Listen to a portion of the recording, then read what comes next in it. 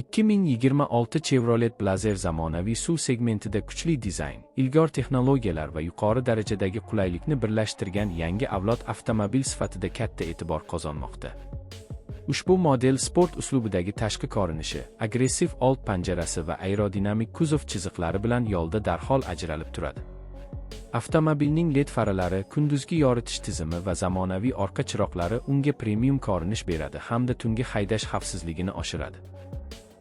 2026 Blazer o'rta o'lchamli SUV bo'lib, oilaviy foydalanish hamda sportcha haydashni xohlagan foydalanuvchilar uchun mos keladi.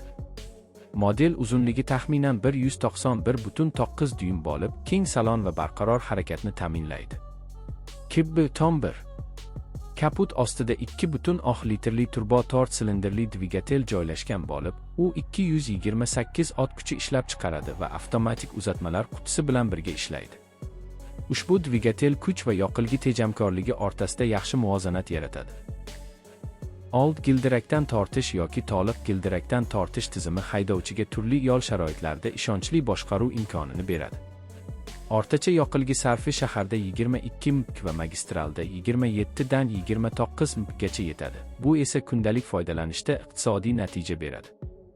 9 pogonali avtomatik transmissiya tez va silliq tezlanishni ta'minlab, uzoq safarlarda qulaylik yaratadi. Driver 1. Ichki salon Chevrolet Camaro uslubidan ilhomlangan bo'lib, sport ruhini aks ettiradi.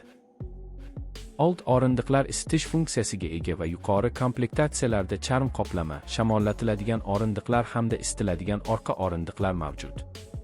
Keng ikkinchi qatordagi joy yo'lovchilarga uzoq safarlarda ham qulaylik beradi. Yukxona hajmi kundalik ehtiyojlar uchun yetarli bo'lib, orqa o'rindiqlar buklanganda katta hajmdagi yuklarni joylashtirish imkonini beradi.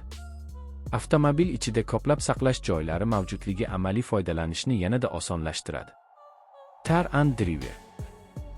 Texnologik jihatdan 2026 Chevrolet Blazer zamonaviy Infot